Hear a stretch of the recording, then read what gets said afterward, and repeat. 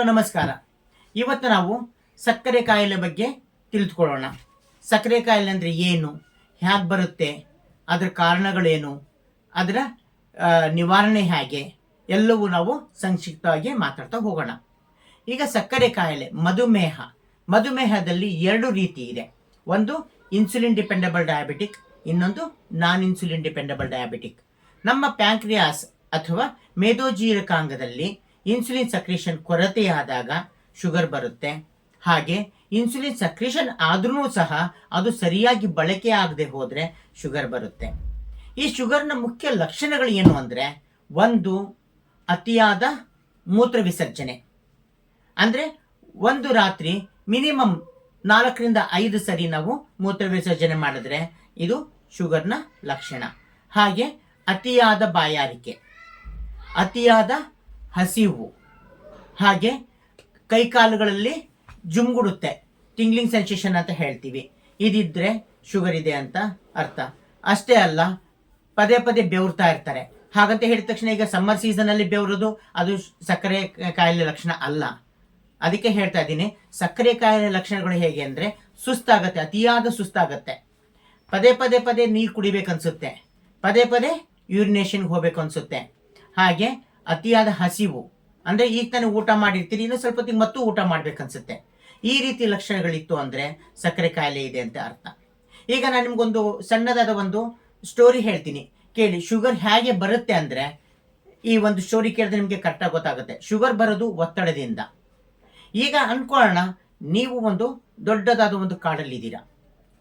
ನೀವು ಕಣ್ಮುಚ್ಕೊಳ್ಳಿ, ಬೇಕಾದ್ರೆ ಇದನ್ನ ಫೀಲ್ ಮಾಡಿ, ನಿಮಗೆ ಗೊತ್ತಾಗತ್ತೆ. ನೀವು ಒಂದು ದೊಡ್ಡದಾದ ಕಾಡಲ್ಲಿದ್ದೀರಾ, 2 ದಿವಸ 3 ದಿವಸ ಆಗಿದೆ, ನಿಮಗೆ ಹೊಟ್ಟೆಯಲ್ಲಿ ಊಟ ಇಲ್ಲ.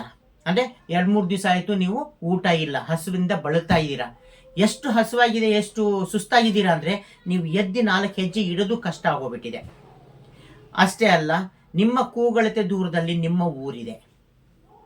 ನಿಮಗೆ ಎದುರುಗಡೆ ನಿಮ್ಮ ಊರು ಕಾಣ್ತಾ ಇದೆ, ಆದರೆ ಊರಿಗೆ ಹೋಗಬೇಕು ಅಂದರೆ ಆಗ್ತಿಲ್ಲ. ಯಾಕೆ ಗೊತ್ತಾ, ನಿಮ್ಮ ಊರು ಮತ್ತು ಈ ಕಾಡಿನ ಮಧ್ಯೆ 5 ಅಡಿಯ ಟ್ರಂಚ್ ಹೊಡೆದಿದ್ದಾರೆ. ಯಾಕಂದರೆ ಕಾಡು ಪ್ರಾಣಿಗಳು ಯಾವುದೂ ಊರೊಳಗೆ ಬರಬಾರ್ದು ಅಂತ. ನೀವು ಕಾಡಿನೊಳಗಿದ್ದೀರಾ, ಸುತ್ತಿ ಸುಸ್ತಾಗಿ ಹೋಗಿದ್ದೀರಾ, ಒಂದು ಜಾಗದಲ್ಲಿ ಕೂತಿದ್ದೀರಾ, ಎದುರುಗಡೆ ಕಾಣ್ತಾ ಇದೆ ನಿಮ್ಮೂರು. ಆದರೆ ಹೋಗಬೇಕು ಅಂದರೆ 5 ಅಡಿ ಟ್ರಂಚ್ ಇದೆ. ಈ ಟ್ರಂಚನ್ನ ಜಂಪ್ ಹೊಡಿಬೇಕು ಅನ್ನೋಷ್ಟು ನಿಮಗೆ ತಾಕತ್ತಿಲ್ಲ. ಈ ಸಮಯದಲ್ಲಿ ಎದುರುಗಡೆಯಿಂದ ಒಂದು ಹುಲಿ ಬಂತು. ಏನು ಮಾಡ್ತೀರಾ ನೀವು? ಏನು ಮಾಡ್ತೀರಾ? ಒಂದು ಹುಲಿ ಬಾಯಿಗೆ ಹೋಗಬೇಕು, ಇಲ್ಲ ಆ ಟ್ರಂಚ್ ಒಳಗೆ ಬಿದ್ದು ಪ್ರಾಣ ಕಳ್ಕೋಬೇಕು. ಯಾವುದನ್ನು ಇಷ್ಟಪಡ್ತೀರಾ ನೀವು? ಬಾಪ, ನನಗಂತೂ ಸುಸ್ತಾಗಿದೆ, 3-4 ದಿವಸ ಊಟ ಇಲ್ಲ, ನಾನಂತೂ ಹೊಟ್ಟೆ ಹಸುವಲ್ಲಿದ್ದೀನಿ, ನೀನಾದ್ರು ನನ್ನ ತಿಂದು ಆರಾಮಾಗಿರು ಅಂತ ಹೇಳ್ತೀರಾ? ಇಲ್ಲ.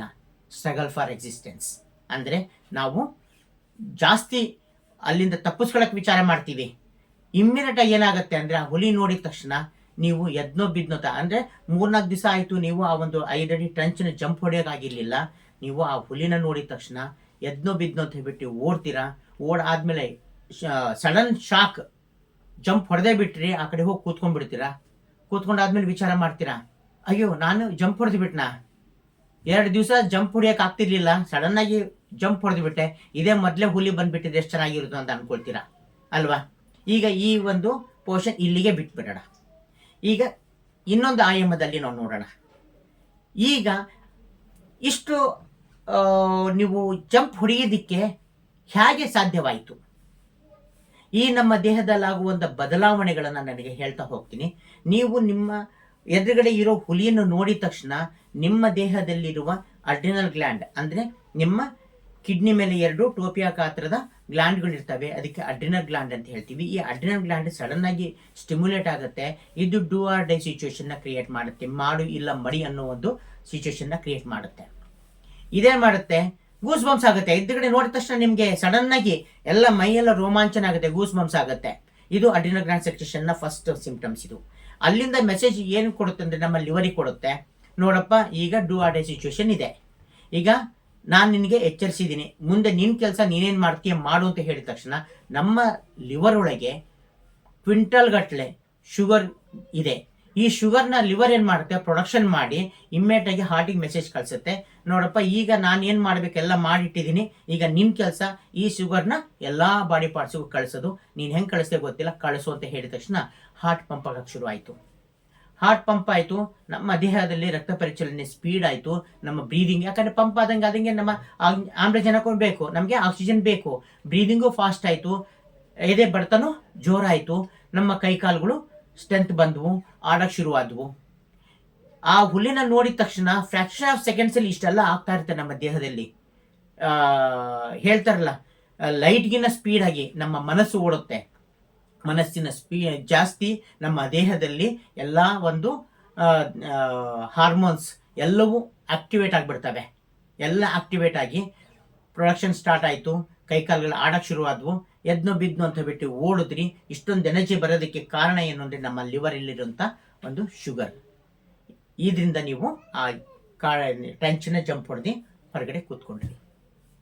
ಈಗ ಈ ಒಂದು ಸೆಗ್ಮೆಂಟನ್ನು ಇಲ್ಲೇ ಬಿಡೋಣ, ಬೇರೆ ಒಂದು ರೀತಿಯಲ್ಲಿ ಮತ್ತೆ ವಿಚಾರ ಮಾಡೋಣ. ಈಗ ಅಂದ್ಕೊಳ್ಳಿ, ನೀವು ಹಾಸ್ಪಿಟಲ್ಗೆ ಹೋಗಿದ್ದೀರಾ, ಕ್ಯೂ ಅಲ್ಲಿ ನಿಂತಿದ್ದೀರಾ, ನಿಮ್ಮ ಕ್ಯೂ 10 ಜನ ಆದಮೇಲೆ ನೀವಿದ್ದೀರಾ, ಬಗ್ಗೆ ನೋಡ್ತಿದ್ದೀರಾ ಇನ್ನೂ 10 ಜನ ಇದ್ದಾರೆ, ಅವರಾದ್ಮೇಲೆ ನಾನೇ 11ನೇ ಅವನು ಅಥವಾ 11ನೇ ಅವಳು, ನೀವು ಹೋಗ್ತೀರಾ. ನಿಮ್ಮ ಕ್ಯೂ ಕಡಿಮೆ ಆದಂಗೆ ನಿಮ್ಮ ಎದೆ ಬಡಿತ ಜಾಸ್ತಿ ಆಗ್ತಾ ಹೋಗುತ್ತೆ, ನಿಮ್ಮ ಬಾಡಿಯಲ್ಲಿ ಬ್ಲಡ್ ಸರ್ಕ್ಯುಲೇಷನ್ ಜಾಸ್ತಿ ಆಗ್ತಾ ಹೋಗುತ್ತೆ, ನಿಮ್ಮ ಬಾಡಿಯಲ್ಲಿ ಶುಗರ್ ಕಂಟೆಂಟ್ ಜಾಸ್ತಿ ಆಗ್ತಾ ಹೋಗುತ್ತೆ. ಆಯ್ತು, 4ನೇವರಾದ್ರಿ, 3ನೇವರಾದ್ರಿ, ನೀವು ಫೀಲ್ ಮಾಡಿರಬೇಕು ಈ ಸಿಚುವೇಶನ್ನ. ನೆಕ್ಸ್ಟ್ ನಿಮ್ಮದೇ ಪಾಳಿ, ನಿಮ್ಮದೇ ನೆಕ್ಸ್ಟ್ ಅಂತ ಹೇಳಿದಾಗ ನಿಮ್ಮ ಎದೆ ಬಡಿತ ಹೇಗಿರುತ್ತೆ, ಡವ ಡವ ಡವ ಡವ ಹೊಡ್ಕೊಳ್ತಾ ಇರುತ್ತೆ. ನಿಮ್ಮ ಬಾಡಿಯಲ್ಲಿ ಶುಗರ್ ಲೆವೆಲ್ ಜಾಸ್ತಿ ಆಗಿಬಿಟ್ಟಿರುತ್ತೆ. ನೀವು ಡಾಕ್ಟರ್ ಎದುರುಗಡೆ ಹೋಗಿ ನಿಂತ್ಕೊಳ್ತೀರಾ, ಡಾಕ್ಟರ್ ನೀವು ಹೇಗೆ ನೋಡ್ತೀರಾ, ಡಾಕ್ಟ್ರಾಗಿ ನೋಡಲ್ಲ, ನೀವು ಹುಲಿಯಾಗಿ ನೋಡಿರ್ತೀರ. ಹಾಗಾಗಿ ನಿಮ್ಮ ಎದೆ ಬಡಿತ ಜಾಸ್ತಿ ಆಗಿರುತ್ತೆ.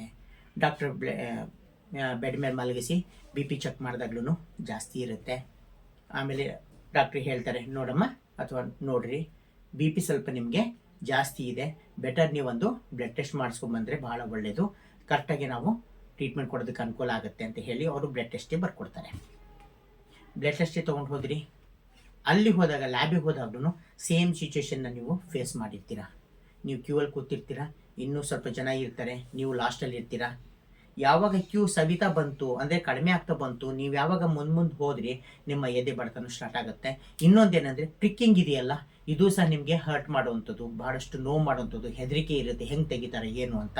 ಈ ಹೆದರಿಕೆ ಜೊತೆಯಲ್ಲಿ ಈ ಒಂದು ಸ್ಟ್ರೆಸ್ಸಲ್ಲಿ ನೀವು ಬ್ಲಡ್ ಕೊಟ್ಟಾಗ ನಿಮ್ಮ ಬ್ಲಡ್ಡಲ್ಲಿ ಸಕ್ಕರೆ ಅಂಶ ಜಾಸ್ತಿನೇ ಇರುತ್ತೆ.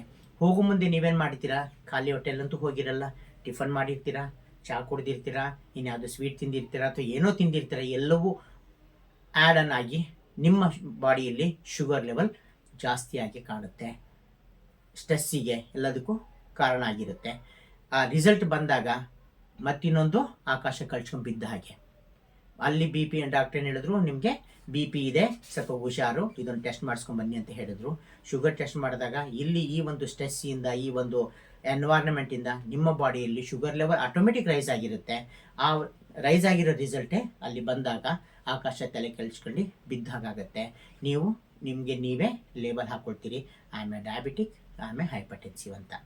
ಹಾಗಾಗಿ ನಾನು ಹೇಳೋದು ಇಷ್ಟೇ, ನೀವು ನಿಮ್ಮ ಡಾಕ್ಟ್ರನ್ನ ಹುಲಿಯಾಗಿ ನೋಡಕ್ಕೆ ಹೋಗಬೇಡಿ, ಆ್ಯಸ್ ಎ ಫ್ರೆಂಡಾಗಿ ನೋಡಿ, as A physician, family physician ಅವ್ರ ಹತ್ರ ಹೋಗಿ ಮುಕ್ತವಾಗಿ ಮಾತಾಡ್ರಿ, ಕೂಲಾಗಿ ಮಾತಾಡ್ರಿ. ಇಲ್ಲ ನನಗೆ ಹೀಗಾಗ್ತಿದೆ, ಅದಕ್ಕೆ ಏನು ಮಾಡಬೇಕು ಅಂತ ನೀವು ಆ್ಯಸ್ ಎ ಫ್ರೆಂಡ್ಲಿಯಾಗಿ ಮೂವ್ ಆದರೆ, ಅಂದರೆ ಡಾಕ್ಟರ್ನ ಅದಕ್ಕೆ ಹೇಳೋದು ಫ್ಯಾಮಿಲಿ ಫಿಸಿಷಿಯನ್ ಅಂತ ಹೇಳ್ತಾರೆ.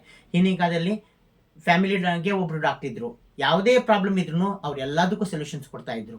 ಹಾಗೆ ಅವ್ರು ಮುಕ್ತವಾಗಿ ನಿಮ್ಮ ಹತ್ರ ಮಾತಾಡ್ತಾರೆ, ನಿಮ್ಮ ಪ್ರಾಬ್ಲಮ್ ಏನಿದೆ ಅಂತ ಹೇಳ್ಬಿಟ್ಟು ಕ್ಲೀನಾಗಿ ಆಲಿಸ್ತಾರೆ, ಅದಕ್ಕೆ ತಕ್ಕಂತೆ ಸೊಲ್ಯೂಷನ್ಸ್ ಕೊಡ್ತಾರೆ. ಆರಾಮಾಗಿರಿ, ನಿಶ್ಚಿಂತೆಯಾಗಿರಿ, ಯಾವುದೇ ಪ್ರಾಬ್ಲಮ್ ಇದ್ರೂ ಓಪನ್ ಅಪ್ ಆಗಿ ಮಾತಾಡ್ರಿ ನಿಮ್ಮ ಡಾಕ್ಟರ್ ಹತ್ರ, ಎಲ್ಲದಕ್ಕೂ ಸಮಾಧಾನ ಇರುತ್ತೆ. ಈ ಒಂದು ಶುಗರ್ಗೆ ಕಾರಣ ಏನು ಅಂದರೆ ಒತ್ತಡ.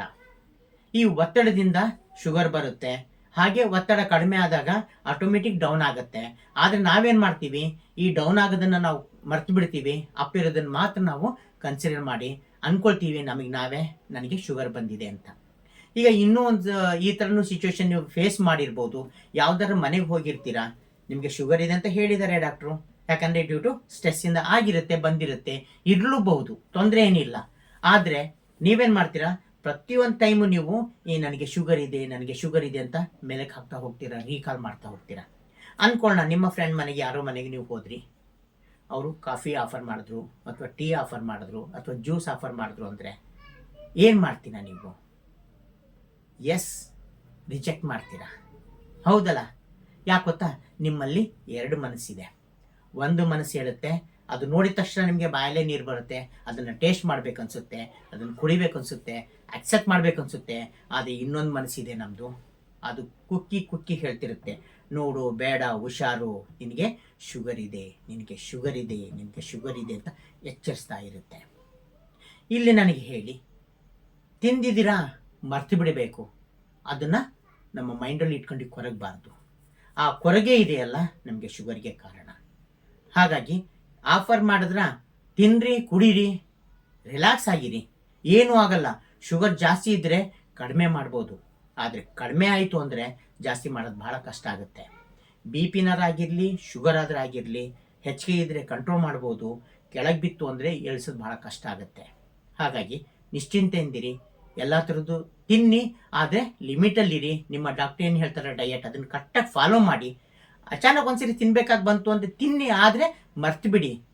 ಆ್ಯಕ್ಚುಲಿ ನೀವೇನು ಮಾಡ್ತಿದ್ದೀರಾ, ಶುಗರ್ ಬಂದಿರೋದು ನಿಮ್ಮ ದೇಹಕ್ಕಲ್ಲ, ನಿಮ್ಮ ಮೈಂಡಿಗೆ. ಇದನ್ನು ಅರ್ಥ ಮಾಡ್ಕೊಳ್ಳಿ. ಮೈಂಡಿಗೆ ಶುಗರ್ ತಗೋಬೇಡಿ. ಮೈಂಡಿಗೆ ಶುಗರ್ ತಗೊಂಡ್ರೆ ದೇಹಕ್ಕೆ ಇಲ್ಲದೆ ಹೋದ್ರೂ ಮೈಂಡಲ್ಲಿ ಇದ್ದೇ ಇರುತ್ತೆ. ಈಗ ಮನೆ ಮದ್ದು ಹೇಳ್ತೀನಿ, ಏನು ಮಾಡಬೇಕು ನಾವು ಶುಗರ್ ಇದ್ದಾಗ ಸಿಂಪಲ್ ಆಗಿದೆ. ಬೆಳ್ಳುಳ್ಳಿ 1-2-3 ಎಸಳು ಬೆಳ್ಳುಳ್ಳಿ ರಾತ್ರಿ ಚೆನ್ನಾಗಿ ಜಗದಿ ನುಂಗ್ರಿ, ಇಲ್ಲ ರಾತ್ರಿ ನೆನೆ ಇಟ್ಟು ಬೆಳಗ್ಗೆ ಎದ್ದು ಆ ಬೆಳ್ಳುಳ್ಳಿ ತಿಂದ ನೀರು ಕುಡೀರಿ. ಹಾಗೆ ಮೆಂತೆ ಕಾಳುಗಳು ರಾತ್ರಿ ನೆನೆ ಇಡ್ರಿ, ಬೆಳಗ್ಗೆ ಎದ್ದು ಮೆಂತೆ ಕಾಳು ತಿನ್ನಿರಿ. ಹಸಿ ಸೊಪ್ಪು ತರಕಾರಿ ಜಾಸ್ತಿ ತಿನ್ನಿರಿ. ಅಷ್ಟೇ ಅಲ್ಲ, ಶುಗರ್ನ ಆದಷ್ಟು ಕಂಟ್ರೋಲ್ ಮಾಡಿ ಡಿಕಾಕ್ಷನ್ ಕುಡೀರಿ. ಡಿಕಾಕ್ಷನ್ ಕುಡಿಯೋದ್ರಿಂದ ಯಾವುದೇ ಥರದ್ದು ತಪ್ಪಿಲ್ಲ. ಬೆಲ್ಲ ಸೇವಿಸಿ, ಏನೂ ತಪ್ಪಿಲ್ಲ. ಹಣ್ಣುಗಳು ತಿನ್ನಿರಿ, ಲಿಮಿಟಲ್ಲಿ 1-2 ಪೀಸ್ ತಿಂದರೆ ಯಾವುದೇ ಥರದ್ದು ತಪ್ಪಿಲ್ಲ. ಸೀಸನಲ್ ಫ್ರೂಟ್ಸ್ ಏನೇ ಇದ್ರೂ 1-2 ಪೀಸ್ ನೀವು ತಿನ್ಬೋದು, ಏನು ಪ್ರಾಬ್ಲಮ್ ಏನಿಲ್ಲ. ಒತ್ತಡದಿಂದ ದೂರ ಇರಿ, ಶುಗರ್ನ ಹೊಡೆದೋಡಿಸಿ. ನೆಕ್ಸ್ಟ್ ಇನ್ನೊಂದು ವಿಡಿಯೋದಲ್ಲಿ ಬೇರೆ ಇನ್ನೇನು ಮಾಡಬೇಕು ಶುಗರಿಗೆ ಅಂತ ನಾನು ನಿಮಗೆ ಹೇಳ್ತೀನಿ. ಈ ವಿಡಿಯೋ ನಿಮಗೆ ಇಷ್ಟ ಆದರೆ ಲೈಕ್ ಮಾಡಿ, ಶೇರ್ ಮಾಡಿ, ಸಬ್ಸ್ಕ್ರೈಬ್ ಮಾಡಿ. ಕಮೆಂಟ್ ಬಾಕ್ಸಲ್ಲಿ ನಿಮ್ಮ ಕಮೆಂಟ್ಸ್ನ ತಿಳಿಸಿ. ಮತ್ತಿನ್ನು ಯಾವ ವಿಡಿಯೋ ಬೇಕು ಅಂತ ತಿಳಿಸಿದ್ರು ಅದನ್ನು ಮಾಡ್ತೀವಿ. ಇನ್ನು ಹೊಸ ವಿಡಿಯೋಗಳನ್ನ ನಿಮಗೆ ಸೇರೋ ಹಾಗೆ ಮಾಡ್ತೀವಿ. ಹಾಗೆ ಫಾಲೋ ಮಾಡೋದನ್ನು ಮರಿಬೇಡಿ. ನಮ್ಮ ಇನ್ಸ್ಟಾಗ್ರಾಮ್, ಫೇಸ್ಬುಕ್ ಎಲ್ಲದರಲ್ಲೂ ಈ ವಿಡಿಯೋ ಇರುತ್ತೆ. ಫಾಲೋ ಮಾಡಿ, ಸಪೋರ್ಟ್ ಮಾಡಿ. ನಮಸ್ತೆ.